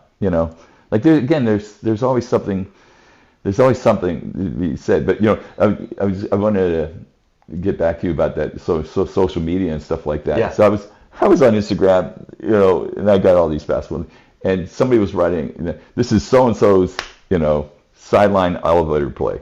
Now, Prolific has a really good shooter. Has a couple good shooters, but one guy is really an elite shooter. And I went up to the head coach the other day. I said, before we get into this sort of these tournaments that are coming up, I said, do you want to maybe think about putting in the sideline? I mean, a side elevator play and stuff like that for Skid Winter's Grady. And he goes, yeah, I'll think about that, right? And so getting back, like I wouldn't have thought of that. Right. Yeah, but then you look at it and you see teams that are running it, and teams have been running that for a long time, right? Sure. I mean, Sure. But Yeah. so I think that there's sort of like a pick and choose now rather than an overall. Yeah. Yeah. I got it. We had Will Venable on. He's the best. Who was awesome, but it was fun talking to him about. I restrained myself from spending 45 minutes talking about the Princeton offense, because I'd be fascinated to learn. And he wasn't playing for Kirill; he was playing for John Thompson III. Yeah, right. Who played for Kirill? So it was a similar system. Yeah. But you see a lot of teams now, like Tara at Stanford, they run the Princeton offense. I they did run notice that. A lot of concepts. Yeah. And really, for our listeners that don't know, the Princeton offense is it's kind of a classic motion offense, but it's read and react. It's empower your players to make decisions, giving them different options based on what the defense does. Right. And so it's funny, we ran a play, and I didn't run it the second time around, but we ran a play in the early 2000s with the teams that were winning. We called it thumbs up, and basically it was a modification of the Princeton offense. Eddie Jordan was running the Princeton offense for the Nets. Yeah. And I looked at it and I said, I can live with that. The regular Princeton offense with all the J-hooks and all that other guys, no, I couldn't do that. But and then we ran a backdoor play out of that all the time that was almost open, and it just it's a really good offense. I think it's a really good offense. I mean, there's echoes of it in even the Warriors split action, right? Yeah. Where the Warriors, they dump it into Draymond in the mid post. Right. Steph sets a screen for Clay. Clay reads it, goes one way. Steph goes the other way. That's a lot of Princeton offense concepts. Right. Only they would do it, in a little different location. Different location on the floor, right? Right. But it's that same idea. Yeah. 2 questions. Please. Why do we never hear of a Harvard offense, number 1? Because they don't score. Okay. Number 2, we talked a little bit earlier about decision making, about when to get someone the ball or when not to get someone the ball. But any tips for us, Coach, on how to teach decision making more broadly in basketball? Like the whole read and react. Obviously that's repetition, but are there ways to sort of get, to drill that down a little bit and, have players focus on their decision making a little bit more? So I think there was another question you asked about in terms of how do you balance your practice out in terms of drills versus scrimmage and stuff like that. And I'll answer it in 2 parts. Now, I think with the MCAL, and I think it's probably true for you guys as well, you're back down to doing 2 games a week. Yeah. For the most part, unless you decide to add. Like an extra That's correct. tournament over MLK weekend. Yeah. Okay. So that should give you the luxury of being able to do a lot. Whereas the last time around, it was sort of like 3 games a week, and you have a Monday practice, which is a preparation practice for a Tuesday game, which is a Wednesday sort of like it has to be a preparation, and you can't do much because they're tired after playing with, and the Thursday game, and then Friday, it's the same, so that there's not enough teaching going on. Right. With 2 games a week, that what I used to really like doing is that, let's say that We played Friday night, and we don't play again till Tuesday. So Saturday basically was an individual skills day, like almost all individual schoolwork. Now, individual school could be 2-on-2, right? It could be inside defense, or I mean, we could, but we're still working on individual skills, and and maybe we'll end practice with some shooting drills, or maybe they could just do a little pick up scrimmage or something like that. You pick up your teams and just mix it up and stuff like that. Play. Try to do that. So I tried to do that a lot, and then Monday would be team oriented and almost exclusively team oriented to get ready for a Tuesday game. Right. So it'd be individual team, individual team. Okay. And I kind of like that routine. At the same time, like, how do you get guys to make decisions? And I've been pushing this hard on the prolific coaches. The prolific coaches are really classic, cutting edge, modern guys. I mean, they're really, really good. Yeah. But everything is really quick, like and I used to keep my practices moving. Yes. At the same time, we scrimmaged a lot. Yeah. And I think the scrimmages make up for a lack of playing time and a lack of games. And so my argument is that the reason why you want to have like these running clock 10-minute or 8-minute scrimmages and maybe stop it at the end of the last 2 minutes or something like that is let the kids make their mistakes in scrimmages and learn and practice. They're still going to make mistakes in the game. There's no question about it, right? And there's going to be breakdowns and stuff like that and poor decisions. But if they make them in practice, at least you can then address it during a game and say, remember when we had the same situation 2 days ago in practice, and this was your decision, and you did it again. So let's see if we can, And you would have paused in practice? Well, that's a good question.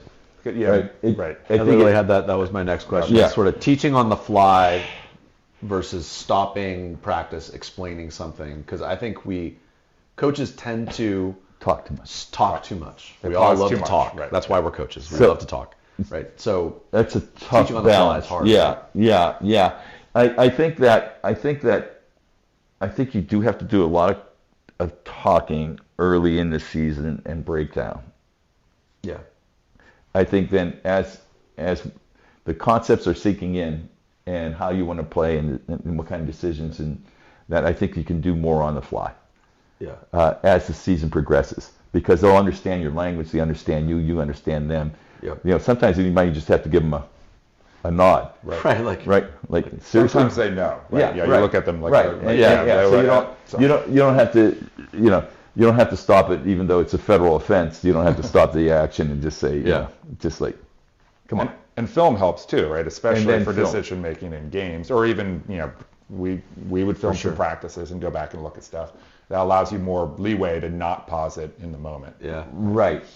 But I think it needs to be a combination of film and pausing it during practice, rather than just all film or all pausing. Right. I think that you got to figure out that balance. It's kind of related to this. Another thing that Stan Van Gundy said that I really liked that he learned from Dick Bennett was Dick Bennett was talking about the difference between being a young coach kind of early on and being a mature coach. And he said the biggest difference in his view is mature coaches can see all 10 players on the floor at the same time.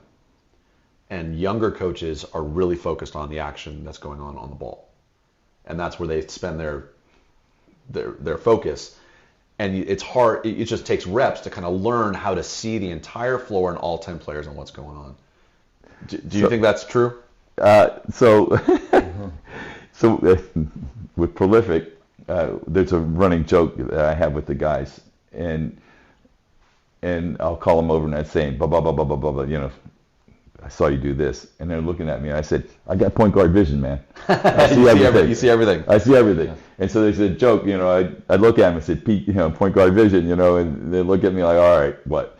And so, I think there's that, because what happens is that the more you see the game, the more you sort of like just know, even from a sound or just there's something like, oh, this is off over here, like somebody's in the wrong spot, or Yeah. I mean, you just know, Right. like Right. you just like something broke down over there, like what the heck happened? Even though I didn't see it, I know something went wrong, right? And so, yeah, I think that's right. I think you do get to see what's going on with everybody, because I think it's really important.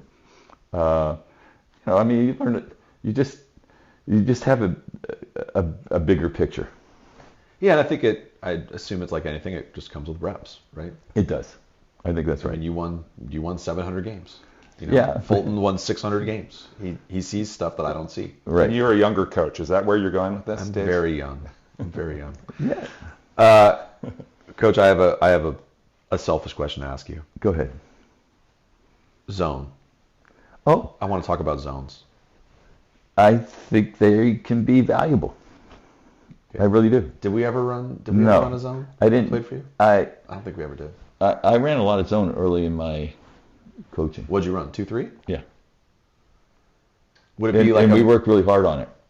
Because I remember I learned how to attack zones from you. I still and I use all the stuff that you like. Don't pass the ball from the middle of the floor. Like how a point guard You move a little bit. Yeah. move, attack the gaps, draw Yeah. and kick, draw to, and but playing zones. And I'm thinking ahead selfishly next year. My Santa Monica team, we're not going to have much size. I'm wondering maybe I should throw in some zone every now and then. So I think the way I got around that Yeah. was just playing gap defense on man-to-man. Okay. That So was- man-to-man, that's almost zone. It's basically a zone. Like we really just gap it. Duffy and I had a spirited argument with, who were we with? Rick Winter, with Yes. our friend Rick, and Duffy basically was, being devil's advocate, saying basically isn't help side defense, like really good, solid help side defense, isn't that just basically playing a zone? And even gapping it one pass away. Yeah. Like, just keeping people out on the perimeter. You just have to make sure that you just get you have to identify shooters and get out on the shooter and stuff like that. But like, question, if you're playing a team that's, more athletic and physical, Yeah. you either go zone or you gap it. And you give up. You got to protect the paint. Right. I think, and on the flip side, if you're on offense, paint touches, I think, are just absolutely crucial. Yeah, you got to get paint touches, and you got to figure out ways to get layups, either through fast breaks or back doors or cuts or something like that, or post ups. But drives to the baskets, individual play. But just paint touches are just absolutely crucial. So you want to take that away. For sure. So in your later years with Branson, when you had your really good teams, would you ever use zones, or you guys were straight man-to-man? No, we were straight man-to-man. Okay. Yeah. That's what I thought. Duff, do you have a question? Oh, just, and maybe we'll get into prolific prep a little bit more here soon. Absolutely. But I was going to ask with the paint touches, because we really tried to emphasize that in the fall and then into the early part of our season, because we had guys jacking up early threes and some good shooters, but no paint touches. So just wondering how much that is something that's tracked, like for your prolific team, and is that and how is it tracked and how is it communicated back to the guys? So that's a good question. Like they kind of track that. It's not up on the board for them. They have a few other things that they've decided to emphasize, and that's sort of pursuit of the ball and. Right. And you can't emphasize everything. You can't emphasize everything, right? Right. But it's I think then when we get away from it, the film sessions again, the clips they'll break it down. Yeah, they'll break it down and just say we really got to get some more paint touches. Yeah. And they'll practice that. They have drills that'll get guys to get into the paint and make plays, right, and stuff like that. So I mean that's really good. But I think that your boy Pat Riley thought that one of the most important statistics that doesn't get discussed because it's not sexy is shots that are challenged, right? Versus clean looks, right? Like you give up. There's just too many clean looks in the NBA today, right? It's just and I think if there's a fault there, because you have to run so far today. There aren't multiple efforts. at the same time, there's a Draymond clip that's out there right now. I don't know if you've seen it. No. So look it up. Draymond in one possession had like 4 or 5 multiple efforts. Contested shots. And just getting to the spot, coming out, boom, boom, and then contesting a shot. Like he Defense is hard work. It's really hard, and they're just. I mean, if you just look at it, there are just too many clean looks in the league today, I think. Yeah. Now maybe in the playoffs there are fewer. It's a long season. Right. And how important is one possession? Yeah. Right. When there's so many possessions. So many possessions. So I mean, at the same time, that I think that's something that you might want to think about. Like, how many times are we actually getting a hand up and challenge a shot without fouling? That might be a point of emphasis or something like that. Yeah, I wonder, huddle assists, do you think, can they filter for that? That's a good question. I don't know. I haven't noticed it. We'll have to look. I'll talk to my friend at Huddle. Yeah. That would be great, though, if they did. If they did, yeah. Yeah, I mean, you would have it right there. Well, I think one comment, just overall in the high school game, the quality of closing out is sort of a lost art, I think. At least at some level, maybe I'm speaking about there's my a debate team. about how to close out. Yeah, right? there is. Yeah. I see a lot of kids flying at shooters, not on balance. But sometimes that's okay, right?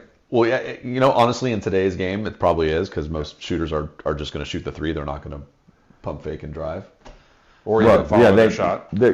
See, I think, again, that's something that probably on the high school level is not taught enough, or certainly not taught well enough. And that is, how do you attack a closeout? Right. I mean, are we actually, other than just sort of ball faking a size set 3?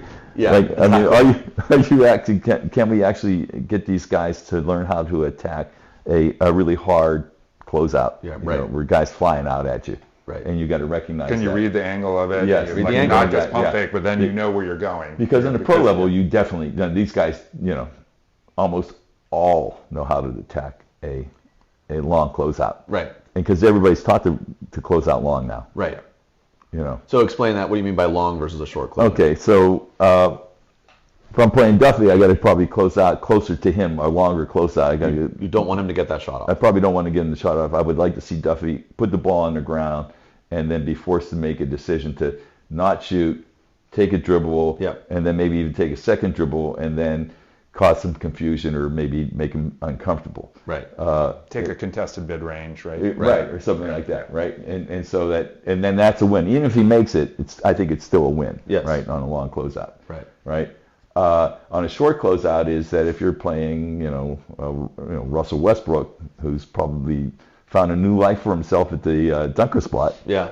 I'm closing out short on him, which means that I'm going to give him the outside shot. Yeah, I'm going to basically give him the outside shot. So you're basically a short closeout. You're not as close to the player. Right. At the end of your playing closeout. the drive. You're playing the drive. You're playing the drive. Exactly. But so there's the old saying, and always make a shooter a driver, and always make a driver a shooter. Right. I mean, in general, it's a rule of thumb. Yeah. Like if you're just going to be, practical, right, and then you're playing the percentages, right, which in an NBA game for sure, like over the course of 48 minutes, if you play the percentages and you play them well, you have a good chance of winning. Right. So it doesn't make sense to close out long on a non-shooter, right, who's a driver, and you don't have to run out at Kevon Looney when he's 22 feet from the basket, but you probably should long close out on Steph. Yeah. So if you can. Yeah. All right. Before we, Duff, you brought up prolific. So why don't we get into prolific here? Because I think that's an interesting thing. As we've talked about in our last episode, and Coach has alluded to, he's now helping out. He's an assistant coach at Prolific Prep, one of the top. What are you guys ranked in the country right now? Dropped to 5th. Oh, wow. I'm not sure exactly why. 5th in the country. Got some future NBA stars. So you talked a little bit about how you got involved the first time, right, through Philippe and Jeremy. And Jeremy. So walk us through a typical day of a Prolific Prep player, as you understand it. Okay. It starts out, can I get a ride to school? They go to school in Napa, right? In Napa, in the name of the school is Napa Christian. Napa Christian. Okay. Yeah. And it's a K through 12. Yep. And so so that's how we'll start out. And there are gaps in during the day where the guys, if they want to, can get into the gym and get some shots up and or maybe even get a workout with one of the assistant coaches. And is that where do they practice at Napa Christian as well? So they do. Okay. So that's great. On occasion, they get a chance to use Napa Valley College. I'm guessing is that, well, look, the reality of it is it's no longer the Geico Nationals now. I think it's somebody else has it, right? But there's this national tournament that'll be held this year in Indianapolis, where 8 teams will be invited. And I'm hoping that we'll be able to because it's a 94-foot court, we'll be able to get to Napa Valley College and practice on the bigger court. Practice on a bigger court. It really helps. Yeah. It really helps. So, and a typical day is that classes will be over. They have study hall. Yep. And then after study hall, generally you watch some film and then go out and practice. And some nights they'll have weights after practice. And they have how many teams? Is it 2? So there's 2. It's a little odd because Napa Christian actually has a team that has players from that are younger. That's called Prolific Select, but not everybody's eligible because there's some international players on this select team, and the international players are not eligible unless they've been here. They have to go through the whole CIF rules thing, something like that. So there are some international players that are playing with the select group. That's not the national team. That are not playing for Napa Christian. Okay. It's kind of an odd thing. So Napa Christian is like legit above board, players that are CIF eligible. Right. And they're in Division 6, and I think they won their first. And I know they won their first NorCal game. Do the Prolific teams practice together? No, select practice separately. Okay. Right.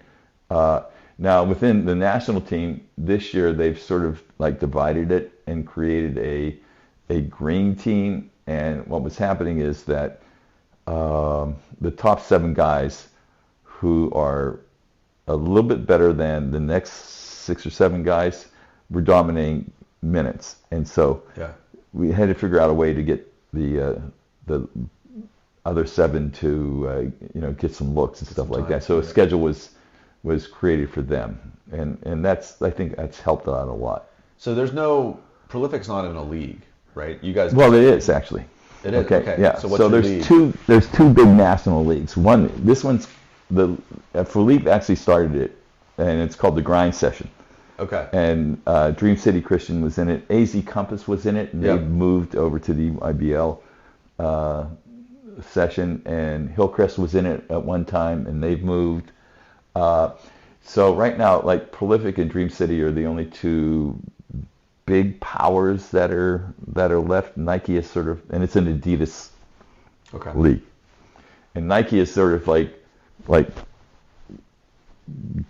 gobbling up. It's sort of like a black hole, just sucking everything in. So it's Coke versus Pepsi. Yeah, right. And they they have everybody, right? I mean, they have Montford, and they have IMG, and they have Wasatch, and they have Sunrise Christian and La Lume and Oak Hill and all those teams, stuff like that, right? And the other difference is that those guys get on TV a lot more.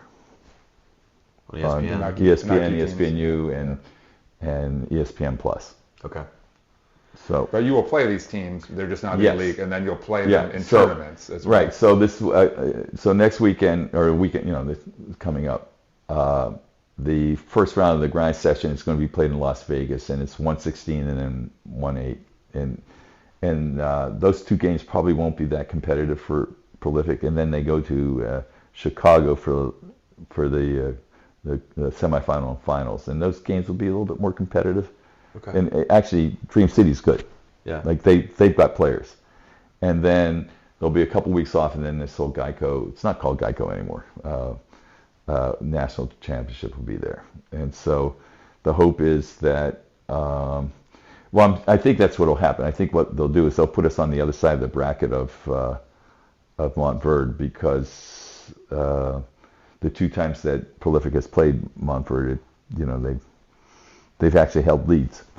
The team has had, right. So that's the final, the Geico. And that's it it. gets everyone, and then after that, you were telling me when you came to one of our practices, which was fun, by the way. You were telling me that after that, then everyone goes to their AAU. Then they go immediately to AAU. Yeah. Okay. And they travel. So, Coach, give us a sanity check here. So, if Prolific is playing, we're in the midst of NorCal CIF, right? So we got Branson just got eliminated, but Branson, Clovis North, Salesian, these really, really good teams. De La Salle. Prolific plays these teams. They win by 30? No, not necessarily, and certainly not against what Reardon has now. Yeah.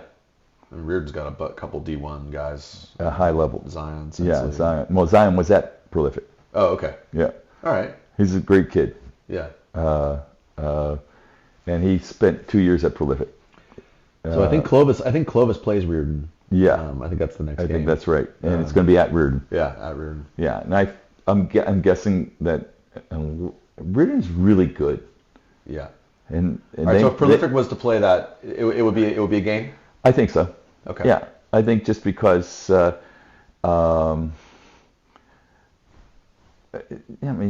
these games are short.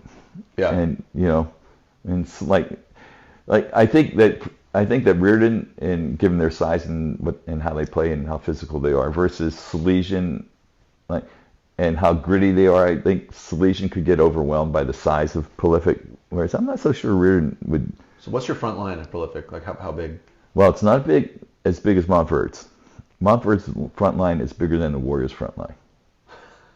What's Flag? How tall is Cooper? He's about 6'9" or so. Okay. And he's their kind of small forward. And he's Montverde's best player, and he's the number 1 and he's really good. guy in the senior class. He's going to Duke. And I'm looking at the roster right now. Asa Noel is like 6'10" and long, and he's going to be going to Georgia, I believe. Yeah. And then Queen, he's from Baltimore, and Right. he decided to go to, and he's like legit, and He just declared. Where's he? yeah, going? I think Maryland. Okay. Yeah. And they have the kid McNeely, who's going to Indiana, right? He's a 6'8" 2 guard. Yeah, he can shoot it. And he could drive. Yeah. Like, he's really good. And their point guard's going to Baylor. Yeah, so they're pretty good. Not bad. So I'm looking at the roster here, Coach. We got players from Australia, Russia, Nigeria. They're looking at Prolific Prolific, yeah. Auckland. But so Devanta starts and Stokes, and then you have a couple 6'11" guys. Yeah, so Stokes starts and AJ, right? So AJ DeBance is the top junior in the country. Yeah. Stokes is the top sophomore in the country. That's correct. Yeah. And play for Prolific. And then there's 3 McDonald's All-Americans. Yeah, we saw that. Okay. But 2 6'11" guys I'm seeing here, and then a bunch of 6'7", 6'6", 6'8". Yeah, but only one of the 6'11" guys plays. That's Aiden Sherrill, and he's going to Alabama. And he's actually legit. He's a really legit player. He's a great human being. He's a McDonald's All-American, right? He's a McDonald's All-American. Then Darian Reed is also going to Alabama. Who's also phenomenal. Did Nate Oates come out and spend some time with you guys? Yeah, he's who's that? Nate Oates. Nate Oates.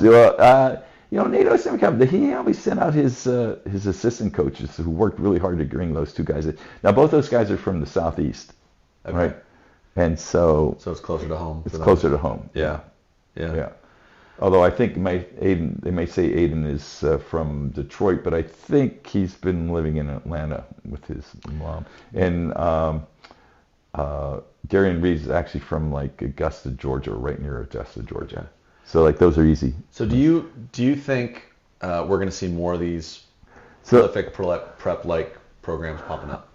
I think that it might be sort of saturated now. I think that there's probably there are 10 teams kind of like Prolific, but then you have these other teams that are really good, like a Harvard Westlake or the Paul VI or Long Island Lutheran, that are like in the same category. That draw, and they draw. I mean, Harvard Westlake, Yeah, I mean, private school. Think bigger Branson or or university, but in LA. But they draw kids from all over Southern California. No to go question. to But play they're basketball. still a CIF school, right? CIF school. Right. And it's a legitimate academic school. It's the best academic school probably on the West Coast. Great school. But yeah, that's. I mean, De La Salle is kind of like that. Right? Yeah, it's also like that. And for has sure. been forever Yeah, for football. Football for sure. Yeah. For football. So, but yeah, it's interesting because you have this. Prolific is drawing kids from other schools, right? And so these basketball academies. I mean, they used to be more prevalent on the East Coast, right? Right. Well, Brewster Academy is still like that. Oak Hill. Yeah. Back in my Yeah. day, like Jerry Stackhouse, those guys all went to those schools Yeah. in the Northeast. But there were only a few of them then. Right. Now Right. there are more of them. Like South Kent even Yes. had pros, right? Yeah. So, yeah, and or there was like even before that was like St. Thomas More, and there was like Maine Maritime. There were teams that were like that, and then I don't know, maybe IMG sort of like changed the game a little bit. Yeah. So a program like Prolific, do you think it benefits the foreign students more so than the ones that might be from? You have some that are from the Bay Area. Like, do they get more exposure? Do they develop more than potentially the others would? So I think it's been really I think Prolific's probably a lot like any other place in the sense that it's what you put in it. So take a guy like Jordan Pope, who plays at Oregon State, who was he was a freshman last year. So the Prolific had 3 freshmen on the all-freshman Pac-12 team last year. Adembona, who's at UCLA, Trey White, who was at USC, who's now at Louisville, Right. and then Jordan Pope. Now Jordan Pope was he's a local guy, and he stuck. He was at Prolific for 3 years. He stuck with it. His senior year, a guy was brought in, and he didn't last. And Jordan was like coming off the bench, and eventually, and this does happen, and happens at all the schools or academies like this, where somebody will come in and they'll leave for whatever reason, Right. Because that's like any high school, right? yeah, Right. yeah, right. and then Jordan sort of stepped in and really had a chance to develop and play against a national elite group of players, and distinguished himself in these Geico Nationals. He played really great there against like Sunrise Christian and against Link Academy, who Right. So he kind of got a late scholarship then. and well, I mean, he went from sort of mid-major to Pac-12 and Pac-2. Yeah, Pac-2 now, right? Pac-0. Now was he was local, he said, was he a boarding student the whole time? But he did board there, yeah, Yeah. right, and went home on weekends and stuff Right, like that. yeah. And Zion essentially also was locals, and Ben Jenkins, Right. your your Yeah. friend, Yep. From TAM. Yeah. Went up to Prolific. Yeah. went up there. Well, it's cool to hear about what you're doing at Prolific. I'm sure you're putting your mark on that Well, program. I don't know about that, but But what a cool experience for you, and it's fun seeing you on the bench on those ESPN games. I have one more question about that. Please. actually. Yeah. So are there women's versions of Prolific Prep?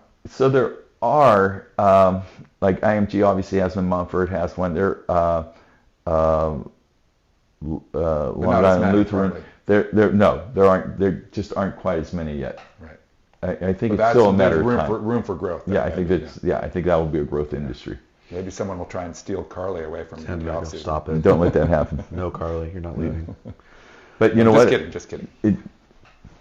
That's exactly what happens. It's gonna happen. Yeah. I mean, the women's game is growing Oh, it's a lot in spectacular. exposure. It's great. The college game is really good, and there's some really good women's girls high school teams in the country. Yeah. I mean, Mitty must be outstanding. Mitty's outstanding. Etowanda down in Yeah. Right. SoCal's unbelievable. Even St. Mary's of Stockton is always Really good. always really good. They're really, really good this They've year. had pros, right? Yeah, yeah, exactly. St. Mary's Stockton. Yep, absolutely. So. So I mean, Coach, we could keep talking forever. We're coming up on almost an hour and a half. But I'm curious for your... That's why No we edit. crunch time. That's No why, crunch time. But that's why we edit, though. That's why... Well, no, that's We can get this down to 3 minutes and 30 There's seconds. nothing to edit. Yeah. I wanted to ask about your take on... This is fresh in Duffy's in my mind right now. So we both just got bumped from the playoffs. Duffy, Archie Williams boys, unbelievable season. They lost in the NCS semis. My little San Domenico squad won NCS for D5, got bumped up to Division 2 in NorCals and played Vanden.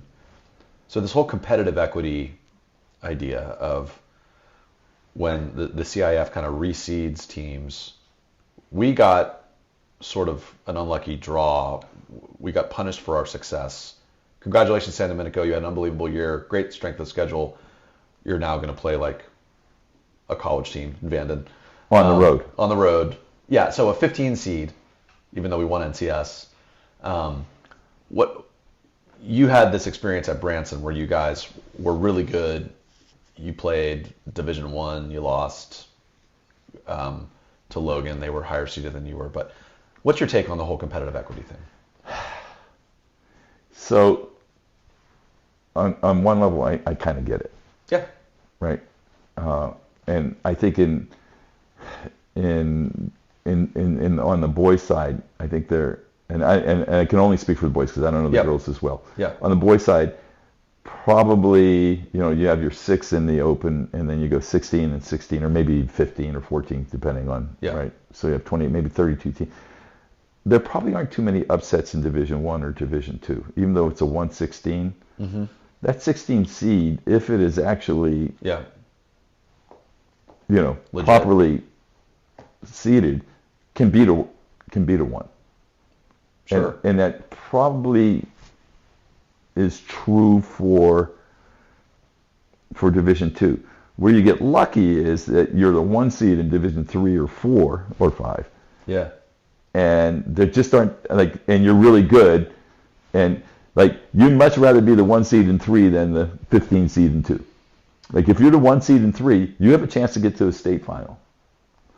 So, I think that you almost have to sort of So I had a discussion with Anthony Thomas, who's the AD now at former AD at University and a few other places. I mean at Branson. Former AD at Branson, now the AD at University. At University. So we had a talk at the beginning of the school year, and Randy Bessler, who's a really, really good coach. University boys coach. Yep.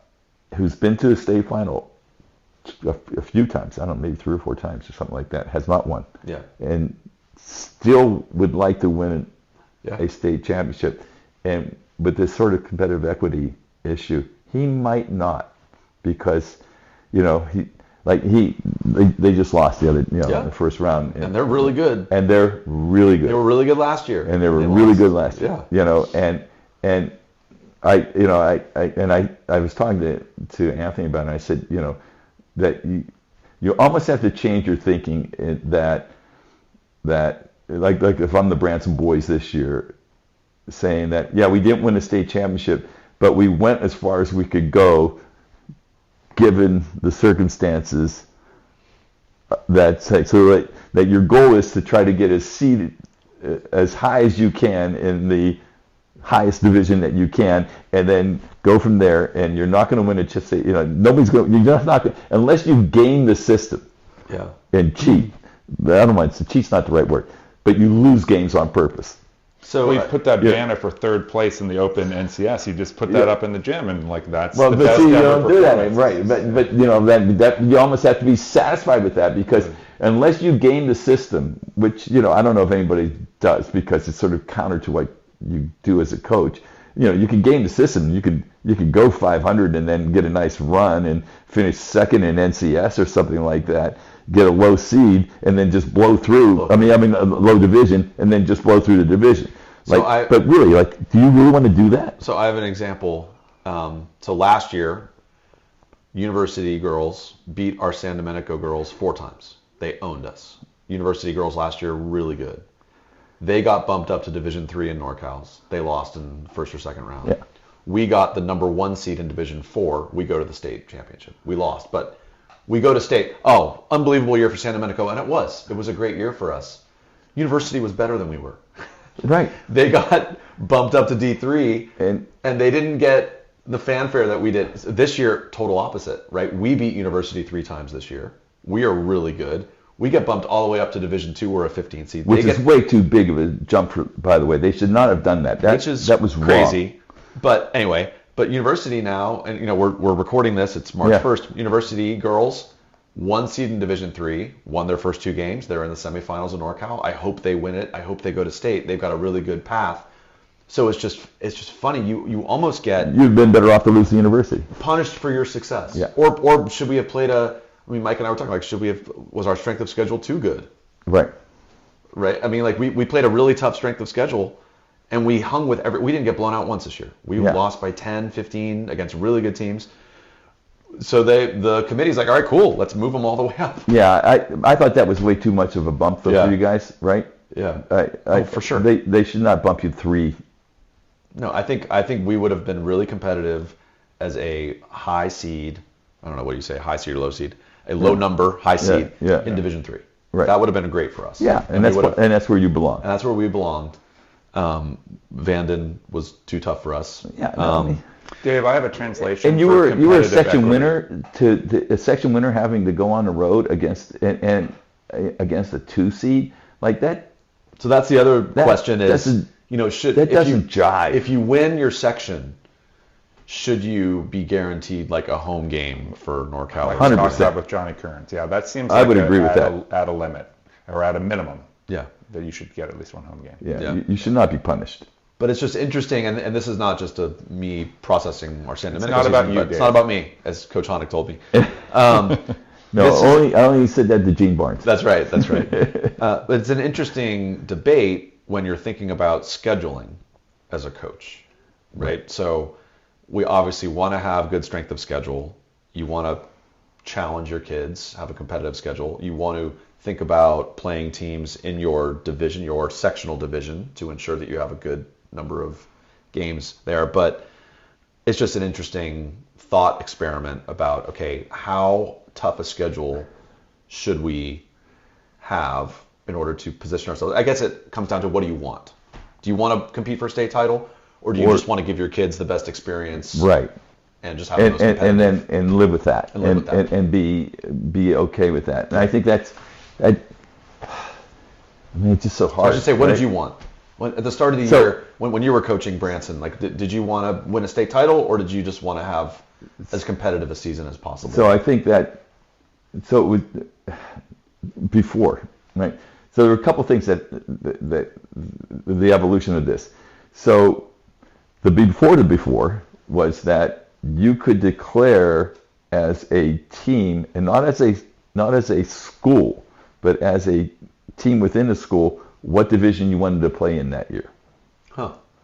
So Modesto Christian could go Division 1 if they wanted to, or they could go Division 3, or they could go drop down to Division 5. So it wasn't based on enrollment. Wasn't based on enrollment. So like if you look at those old Pinewood girls teams under Doc, which were awesome. He's got a Division 1 championship. He's got a Division 2 championship. He's got a Division 5 championship. So there's a couple things you can do. Like, you already know who's good. We can win in Division 1 because the best teams are probably playing Division 2 and whatever. I don't know if he did that or not, but maybe not. So they went, no more of that. No more of that. If the whole school has to declare, and you have to do it a year ahead of time, that you were going to play up. Okay. Right. Then they got rid of all that, right? And so then it was based on enrollment, so that we had to get through, in NorCal, we had to get through Capital Christian and Modesto Christian. Now, Modesto Christian has, since the Open Division, has pretty much been in the Open Division every year. They're always good. Right? So that D5 was competitive, more than competitive, right? Yeah.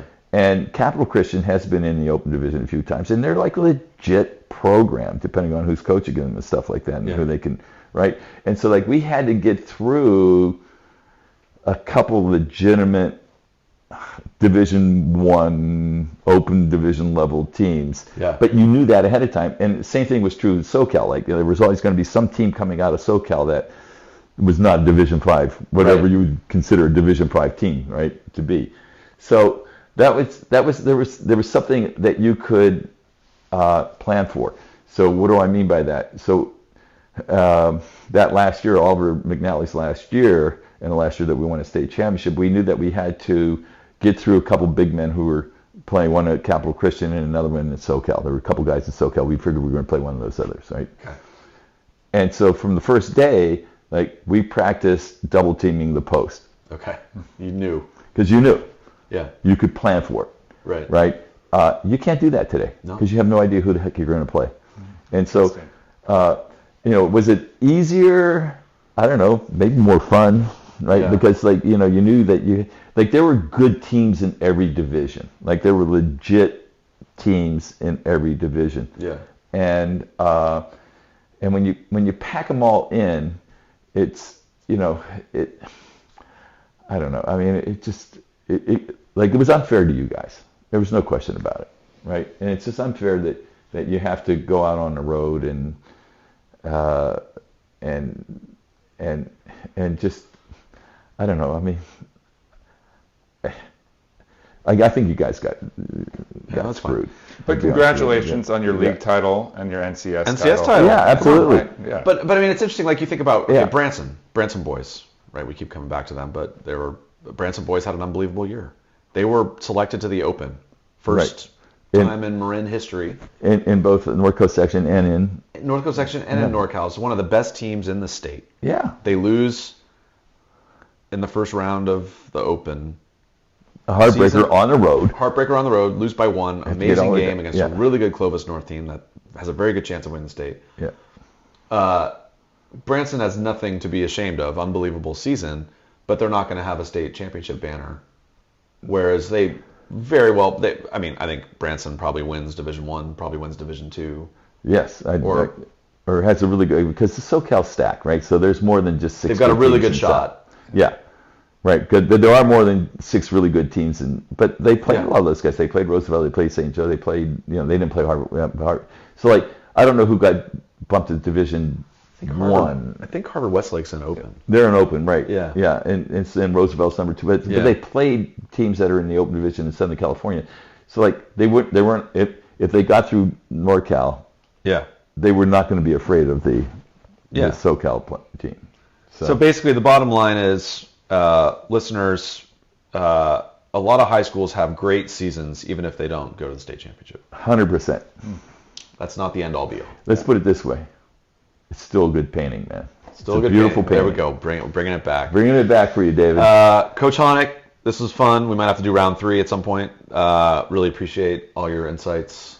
Thank you for having me. Did we get through most of the notes at least? Yeah, we did. your notepads I still work? have some more mea culpas that I need to get off my chest to publicly apologize and stuff like that. But yeah. You can save those for the Slap and Glass podcast. Start your own podcast, Coach. All Thank right. you so much. right. Awesome. Thank you, Coach. Thank you. Burke's on his feet. He looks up and gives me a grin and says, "Hey dude, you too must be from Marin." Marin County's A-OK, from Tam to Stinson all the way to MA. Fresh organic veggies in the market every day.